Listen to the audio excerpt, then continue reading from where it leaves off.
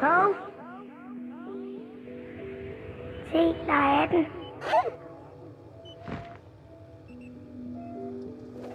Ups.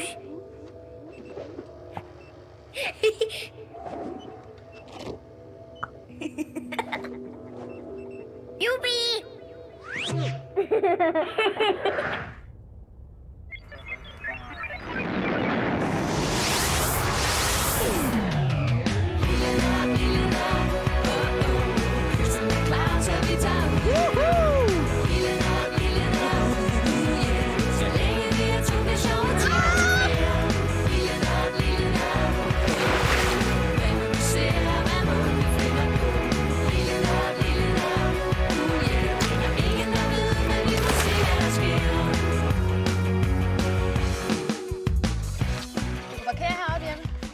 Okay, nu kommer jeg. Vi kravler bilen op ad den fine stamme. Pas på! Så er der lille nørd.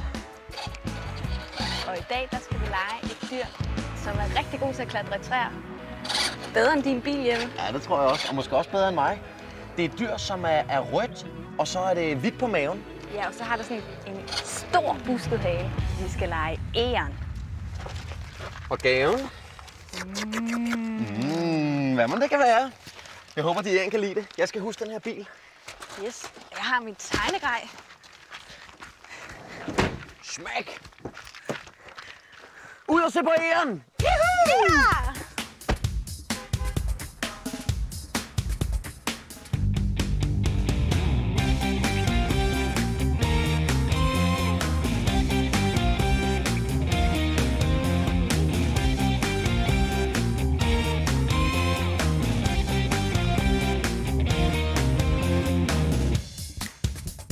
Sidder vi i bilen, kursen er lagt. Vi kører lille nørdestilen, så er det sagt. Vi vil ud og se på dyr og på hvordan det kan være, at de er så seje. Måske der er noget vi kan lære. Hvor går turen hen, jeg ved det ikke. Der skal bare være lang vej hjem. Yeah, yeah. Vi kører ind til vejen ind, og der er ingen der kan stoppe to. Nørdlinge vinder. Yeah, yeah. Nu sidder vi og cruiser og har det rigtig rart, mens alting bare suser forbi i en fart. Vi vil ud og se på dyr og på hvordan det kan være, at de er så seje. Måske der er noget vi kan lære. Hvor går turen hen, jeg ved det ikke. Der skal bare være lang vej hjem. Yeah, yeah. Vi kører ind til vejen ind, og der er ingen der kan stoppe to. Nørdlinge vinder. Yeah, yeah.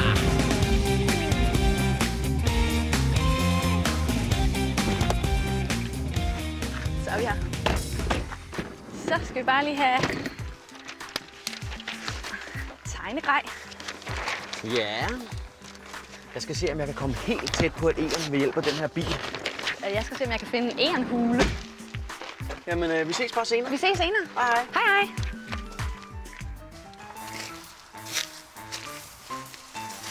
Her et eller andet sted inde i skoven, der skulle der være en gammel egernrede oppe i et af træerne. Det er bare lige med at finde den.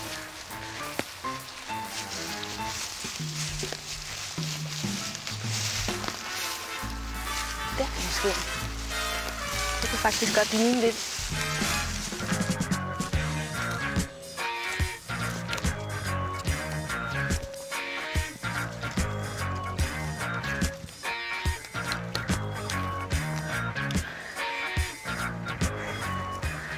Ej. Ej, hvor er den flot. Det er bare en stor klump af alt muligt mærkeligt. Mos og græs og grene. Den er faktisk meget blød. Den er meget sådan dyneagtig. Men kan vide, hvor den kommer ind henne? Det er lidt svært at se. Kan være, den bare møver sig ind et eller andet sted.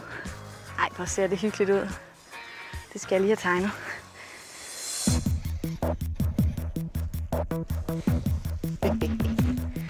Det her, det er min fjernstøde bil med et egern på. Altså ikke et rigtig levende egern, det er et udstoppet egern. Og min plan er let, at hvis jeg nu kører her i skoven, så kan det være, at jeg kan lokke nogle egern frem, så jeg kan komme helt tæt på.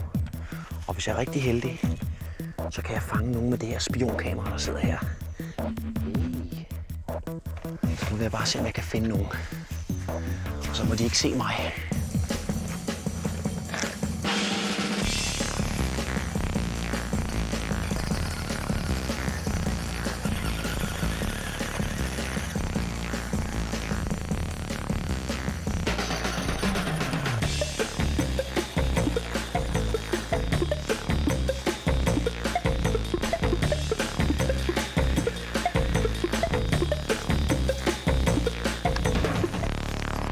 Det har jeg ikke prøvet før, det her. At tegne op i et grantræ. Skal vi se, hvordan den ser ud. Der er en stamme. Og nogle grene. Og så ligger den ligesom på 2 grene. En masse mos og grene.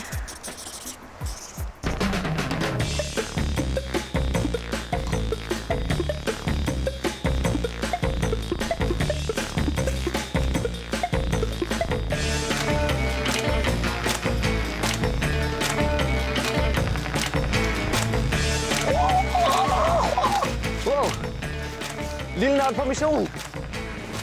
Det går bare ikke så godt for missionen, for jeg har ikke fundet nogen æren overhovedet. Og jeg håbede ellers lidt, at mine venner og jeg her, vi kunne lokke nogen frem. Men der er ikke kommet nogen, eller jeg har i hvert fald ikke kunne se nogen overhovedet. Jeg håber, det går bedre for Marie. Jeg tror, jeg prøver at køre den der vej. Så arbejdstegningen vist ved at være færdig. Den skal jeg vise til Jeppe. Ned med tusserne, og så ned med mig.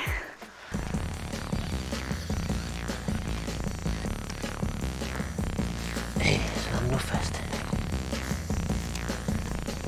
Hey, prøv lige at se det her, hvad jeg har fundet. Nøddeskaller. Ja. Og en gammel grankogle. Prøv lige at se, hvad den her spiser. Det kunne godt have været nogle rester fra et egern. Der må være et egern lige i nærheden. Det må have siddet her og spist nogle nødder. Der er nogen, der spiser nødder og grankogler. Det kan være, det er lige nede. Hej, Jeppe. Hej. Du får skrækket mig. Ej, det må du undskylde. Jeg troede, det var en kæmpe egern. Hvad har du fundet? Jeg har fundet en egernrede. Er det den der? Oppe i et grantræ, ja. Så har jeg prøvet at tegne den af. Hvad med dig? Har du fundet nogle egern? Nej. Det gik ikke så godt med det her forsøg her. Men jeg har fundet noget andet. Jeg har fundet en grankogle, som jeg næsten er sikker på, at der har været et egern at gnave af. Og så nogle gamle tomme nøddeskaller. Ej, ja. Men der var ikke noget egern. Jeg vil godt have set et egern. Men ved du hvad, Jeppe, jeg tænkte på? Nej. Ingrid. Ingrid hvem? Ingrid, hun har da egern. Egern Ingrid? Egern Ingrid. Det er da klart. Skal vi ikke prøve at se, om hun har nogen? Jo. Så behøver vi slet ikke alt det her. Så har vi bare en arbejdstegning. Ja, så har vi en arbejdstegning. Perfekt, Marie. God idé. Hvad er det over? Hej, Ingrid. Hej, Ingrid. Hej, jeg hedder Marie. Hej. Hej. Hvad laver I? Ja, godt spørgsmål. Vi er bare ude til på egern, men vi har ikke fundet nogen overhovedet, så tænkte vi lige på dig. Okay, ja. Du plejer at have nogle egern. Det har jeg da også. Jeg har nogle unger i øjeblikket, som jeg passer. Jeg skulle sådan set lige til at give dem mad nu. Er det så rigtigt? jeg stod lige og var ved at gøre klar her. Må vi hjælpe med det? Ja, det må jeg godt. Ja, så den der. Ja, gør du det. Ej, hvor var det heldigt, Jeppe. Meget.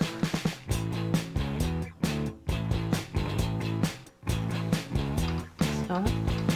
Den har lyst til at komme først. Det er godt, du har lyst.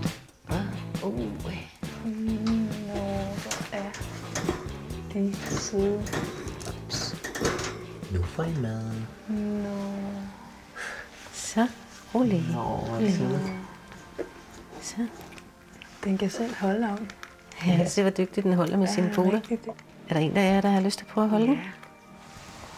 Sådan der. Og så kan du prøve at give den med sprøjten. Du skal ikke være bange. Hej med dig. Hvor er den fin. Jeg tror, den var sulten. Hvor er det sødt at der passe på dem. Ja, men det er også nødvendigt, fordi sådan nogle små unger kan jo ikke klare sig selv. Nej. Når de har mistet deres mor, så vil de jo nemt blive fanget af en rev eller er det deres en værste skade. film? Eller, ja, Så er det godt, du er kommet herind hos Ingrid, hva'? Slipper du dem så fri igen? Når de er 12 uger gamle, så bliver de sluppet fri. Og der har de så gået 2, 3, 4 uger i et bur ude i skoven, hvor jeg passer dem. Så kan de langsomt vende sig til at være derude og komme tilbage og få mad, indtil de ikke har lyst til at være hos mig mere. Sådan. Kom du herover til mig. Så skal du sådan lige trykke lidt på stemplet der, så vi får mælk ind i munden, ikke? Værsgo at spise. Det er mig, Jeppe fra Lille Nørd. Og Marie, der kommer for at hjælpe med at fodre jer. Ej, der kan man rigtig se dens klør, hva'? Ja. Den har lange fingre. Er det dem, den kravler med? Ja, det er det. De er rigtig dygtige til at klatre i træer. De kan faktisk bare med bagbenene nogle gange hænge i en gren. Altså, så dygtige er de til det. Og hvad med halen? Jamen, halen, den bruger de til at styre med. Det er meget vigtigt for irerne, at de har en god busket hale. Fordi det er ligesom sådan en linedanser, hvis man skal have et eller andet at holde. Sin paraply? Ja, nærmest. Ja, ikke? Ja. Nå, hvor smart. Hvor smart. Nu er den her færdig. Ja, men så lad mig tage den op igen. Vilbekoppen. Det var som om den slog en lille bøvs. Når den er færdig, så har vi en overraskelse. Okay. Det lyder spændende, Men hvad den det? skal først spise hovedretten. Okay. Kan du have lidt i det sidste? Nej. Okay. Men det kan jo godt være, Ingrid, at den kunne tænke sig noget mums. Okay. Hvad siger du til det? Vi har en gave med. Hvor spændende. En overraskelse. Nødetærte. Den er til din æren, værsgo. Tak for det. Jamen altså, jeg er helt sikker på, at det vil Ian være rigtig glad for. Men de her, de er bare lidt for små til at spise dem. Nå. Men jeg har et Ian, der er større. Er det Har du? Ja, og den må I gerne prøve at give det. Hvor er det henne?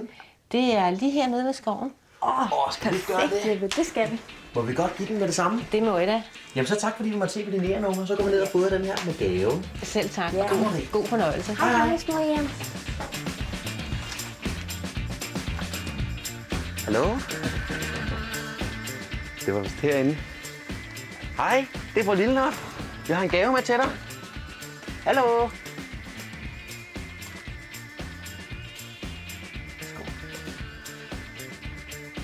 Prøv at se. Hej. Skal vi kalde den noget? Jo, hvad skal vi kalde den? Vi kalder den Egon. Egon.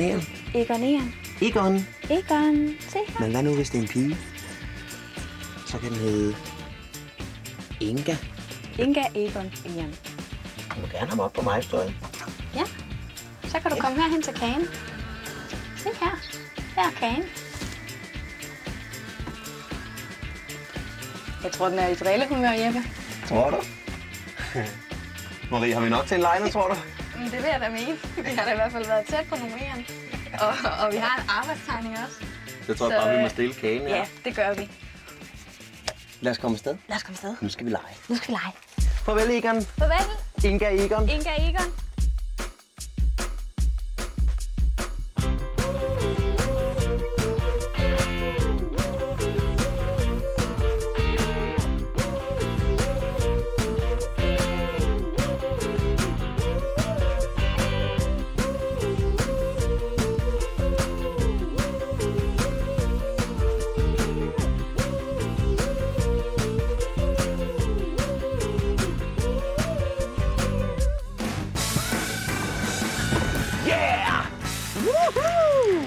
Hallo. Det er de sejeste æren. Lang, busket hale. Snude og ærenører. Og skarpe tænder, som kan gnave. Jeg kan klatre på lige, hvad det skulle være. Og jeg er håndværker. Jeg skal hedde Egon. Egon Eren. Håndværkeren over dem alle. Det er mig. Mit navn det er Frans Eren. Jeg er den bedste tegner i hele skoven. Jeg er faktisk arkitekt. Frans, det er et rigtig flot navn. Ja, jeg er arkitekt. Tegner huse. Hvad er lille Frans? Hvad skal vi lave? Hvad skal vi lege? Jamen, altså Eren, de bliver jo i hvert fald noget med de byggede reder. Ja, vi skal bygge en rede. Skal vi bygge en hule? Så skal vi finde et træ. Ja. Vi bygger den sejeste hule i træ. Vi bygger den sejeste hule. Altså Det første, man skal gøre. Det første, når man skal bygge en hule i et træ, det allerførste, man skal gøre. Men inden man gør det, så skal man starte med at finde nogle materialer. Man skal starte med at tegne en tegning over Det første, man gør, det er, at man finder noget, man vil bygge Jeg tegner huset et i. hus. Jeg henter lige noget træ. Ja, det første er at tegne den rigtige arbejdstegning. Ja, den ser jo sådan her ud, den egernrede. Vi kan godt bygge den lidt større. Ja.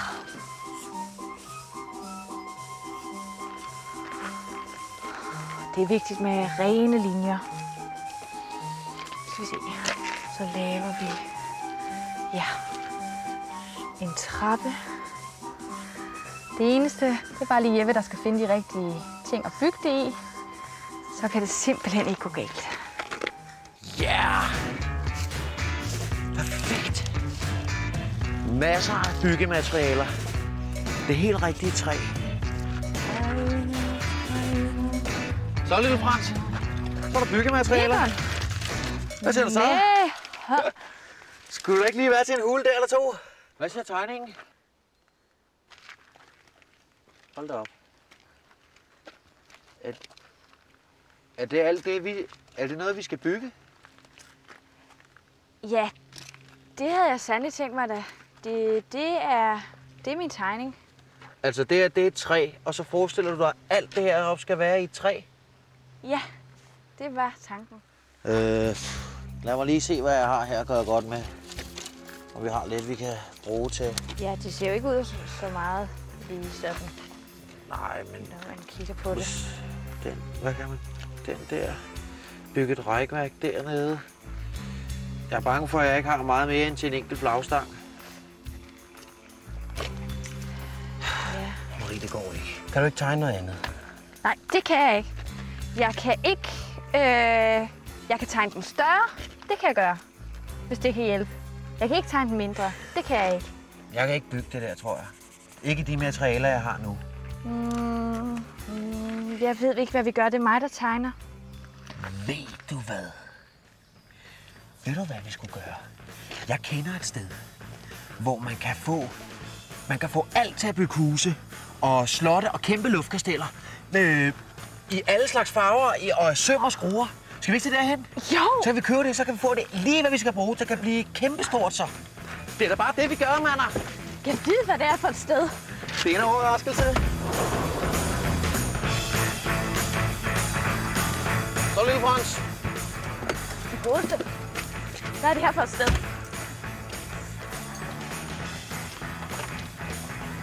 Lille Frans, velkommen til Håndværkernes Højborg. Det lyder spændende. Herinde skal vi nok kunne finde nogle gode håndværkertilbud. Det er et spændende eksotisk sted. Ja, det er et rigtig godt sted. Herinde skal der bare se nøje. Her skal du nok få materialer til dit fine hus. Helt umiddeligt er det.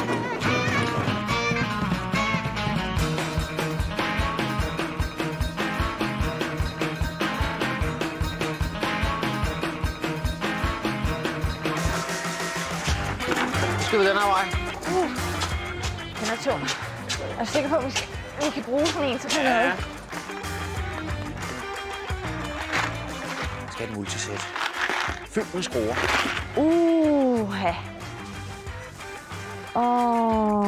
Det går ikke. Nej, farven er ikke rigtig. Der! Ja! Hvor var det? Nej, det var blødt. Ja. Væk, man. Og i de stærke, gode farver. Og dejligt materiale. Det er ellers godt kram sådan en bruskabine her. Men den er for stor. Hej. Ja. Det er altså brandlækker. Hvor er det blødt. Perfekt. Nå, hvad skal jeg have? Så føler man sig velkommen. Ja, pyntesten. Så. Egon, nu skal du simpelthen bare se. Hej, lille Frans. Hej, jeg har fundet de herligste pyntesten. Så alle materialerne er klar til hulen. Så skal der bygges. Og så skal der bygges. Og så skal der bygges. Og så skal der bygges. Og så skal der bygges. Så er vi der. Ej, men det er jo simpelthen glimrende. Så skal der bygges. Jeg synes, vi skal gå herind i skoven. Hvad siger du, Jeppe? Jeg synes, vi skal gå hen i skoven og finde et træ. Ja. Det skal være højt, ikke? Det her, det er da højt, men der får vi et problem. Der er ikke nogen tværgren, som jeg kan bygge på. Det havde ellers højden til det. Det her, Egon.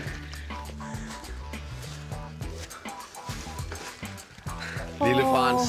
Lille Frans. Det kan godt være, du er glad for store træer, men ved du hvad? Det er et glimrende, det er et fantastisk træ. Men der er heller ikke nogen tværgren, så jeg kan bygge en hule deroppe. Du må finde et andet. Det der! Nej, Egon. Nej, det er det smukkeste. Nej, det er jo ganske bedårende. Det tror jeg faktisk godt, vi kan bruge. Må jeg lige se en gang med konstruktionen? Ja, altså, der skulle være mulighed for at lægge elektricitet ind også. Og så et kæmpe vindue her. Har du tænkt dig, hva'? Ja. Det kan godt lade sig gøre. Men det bliver hårdt. Lad os se tingene, og så lad os lave det her. Ja. Det er en god idé. Det gør vi. Kom. Okay. Egon. Det bliver fantastisk. Går det godt? Ja, det går faktisk meget godt, lille Frans. Jeg er i fuld fart. Jeg starter med at lægge et parketgulv.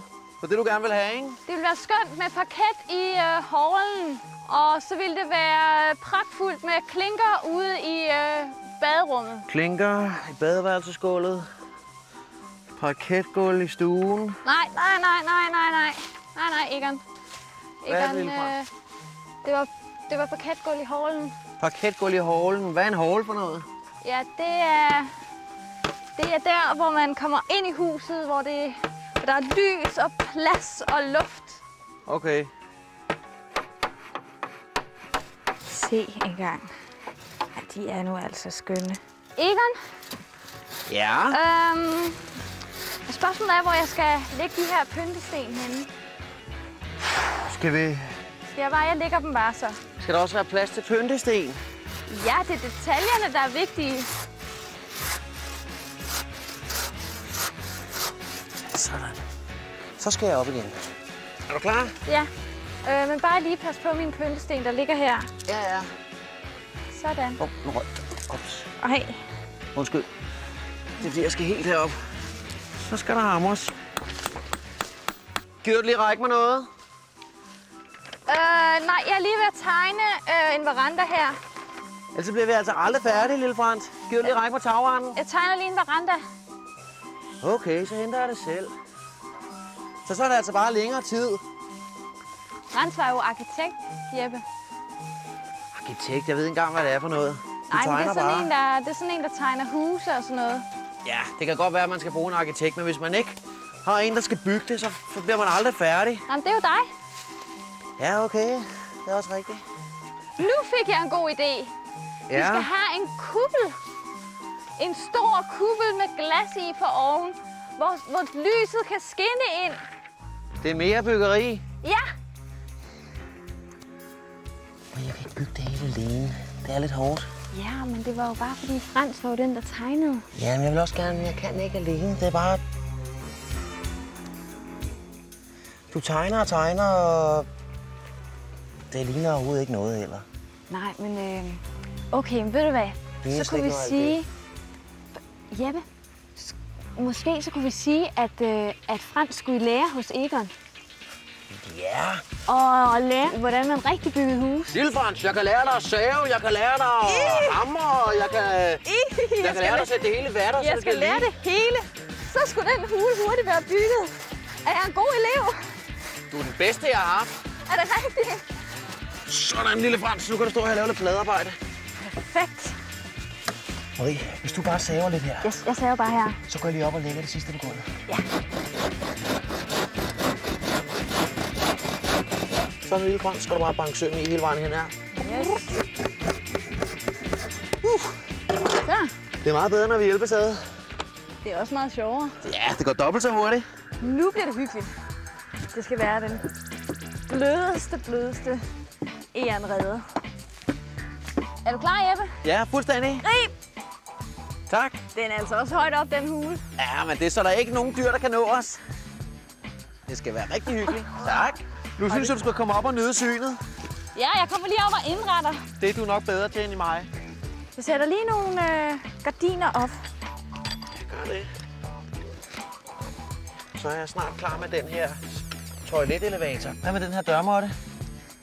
Skal den ikke være herovre? Skal vi ikke sige, at det var herovre, man går ind i hulen? Jo, det var hallen derovre. Ja, det passer med parketgulvet, ikke? Så kan vi rydde op her, sådan der. Hvad med alle de her tæpper? Skal de op og hænge, eller hvad? Dem skal vi lige. Det skal være sådan, så man kan putte sig i det. Det er nemlig det. Lige når man har lyst. Så kan jeg også godt hænge det heroppe, så er der ikke nogen, der kan kigge op til.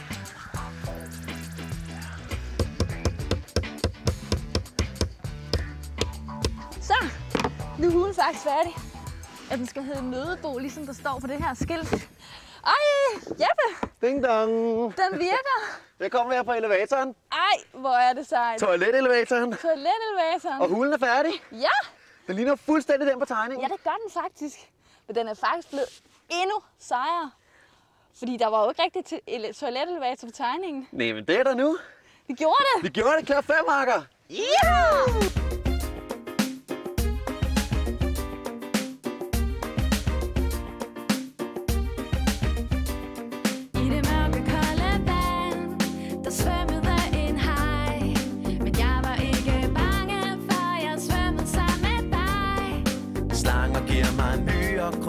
Og du skal bare vide, at jeg kun tog snoen op, fordi du var ved min side.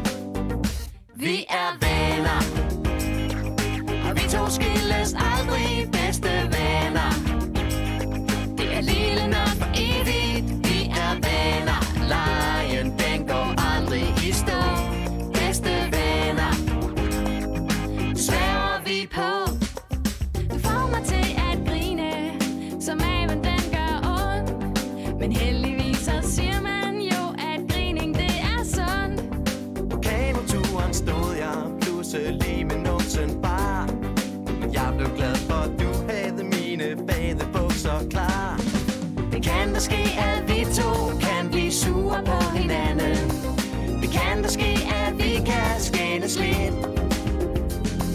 Men lige meget hvad, så går der ikke særlig længe. Vi ser på hinanden, så begynder vi at grine. Vi er venner, og vi to skilles aldrig, bedste venner. Det er lille nok for evigt, vi er venner. Lejen, den går aldrig i stå, bedste venner. Det sværger vi på, vi er venner. Og vi to skilles aldrig, bedste venner. Det er lille nok for evigt, vi er venner. Lejen, den går aldrig i stå, bedste venner. Sværger vi på os to. Ej, den virker godt. Nødskalleslisken. Der kan man smide alle de brugte skaller ned. Det er i det hele taget den sejeste hule. Jeg har aldrig nogensinde bygget en hule, der var lige så sej som den her. Slet ikke. Den er fuldstændig lige så blød som rigtig ærenrede. Og så er den så højt op, så der ikke er nogen ræve, der kan nå os overhovedet. De kan bare få nogle skaller i hovedet, hvis de kommer. Den ligner faktisk også den på tegningen. Ja, det synes jeg. Altså, der mangler måske lidt, men så tænker jeg på, at vi kan måske også bare bygge længere opad. Skal vi ikke gøre det? Det skal vi.